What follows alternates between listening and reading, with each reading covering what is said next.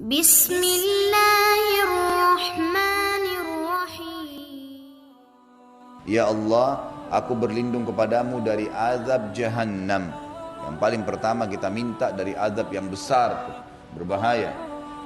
Ingat, kemaksiatan kepada Allah kenikmatannya hanya sebentar. Dimulai dengan ketakutan, diakhiri dengan penyesalan. Semua yang Allah perintahkan, bolehkan, pasti dimulai dengan keikhlasan dan ketulusan, diakhiri dengan kenikmatan. Zina dimulai dengan ketakutan, kekhawatiran, diakhiri dengan penyesalan, pasti. Tidak ada keraguan di situ. Dan nikah yang bisa dia lakukan sebenarnya itu dimulai dengan ketulusan dan keikhlasan dan diakhiri dengan ketentraman jiwa. Juga Allah Azza wa Jalla telah menjadikan kemaksiatan itu dibenci oleh manusia.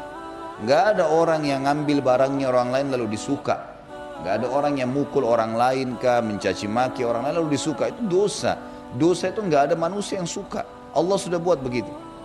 Sementara ketaatan orang yang bakti sama orang tuanya, rajin sholat di masjid, lisannya selalu santun, memiliki akhlak yang mulia, pasti disuka di mata manusia.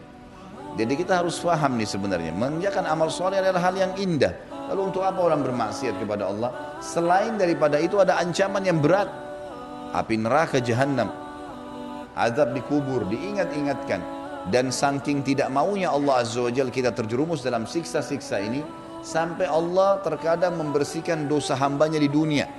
Dicobain dengan penyakit-penyakit, dengan cobaan bangkrut di usaha, dengan cobaan ini, cobaan itu, segala macam. Dan kalau dia taubat, sebelum meninggal walaupun cuma beberapa detik, kalau dia ikhlas, Allah terima taubatnya, diampuni semua dosanya, supaya tidak masuk ke azab jahannam ini. Walaupun derajatnya di surga kan sangat rendah, tetapi subhanallah selamat dari azab, karena Allah tahu siksa ini. Ingat, para ulama pun menanggapi kasih sayang Allah ini sampai kepada perampok nih, yang ketangkap, kepergok, dikeroyokin oleh masyarakat, babak belur, sampai luka parah, masuk rumah sakit, mungkin di ICU atau mungkin meninggal. Itu juga bentuk kasih sayang Allah. Kenapa? Karena Allah tahu orang ini kalau nggak ditangkap nih, nggak dikeroyokin, mencuri terus nih.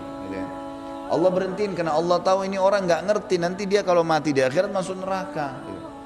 Itu lebih berat buat dia. Lebih baik sekarang digebukin oleh orang, dan sebelum digebukin Allah sudah buat tuh. Dia takut, dia khawatir, pernah ketangkap, kepergok sekali, tapi tetap ngotot melakukan, maka bentuk kasih sayang Allah ini kepergokin. Tangkap, potong tangannya, tangkap, dipukul gitu kan. Dan itu adalah bentuk kasih sayang Allah kepada dia, supaya dia tidak masuk ke neraka jahanam yang akan kita dengarkan banyak tentang. Luar biasa. Luar biasa. Orang kalau habis baca ini, Bapak Ibu sekalian, saya kalau baca buku ini udah rasanya apa gunanya kita melakukan pelanggaran tuh? Nggak ada manfaatnya sedikit pun. Nggak ada manfaatnya. Ketakutan, kenikmatan juga yang hanya terpaksa, buru-buru, dan juga azabnya berat, ya, hukumannya berat.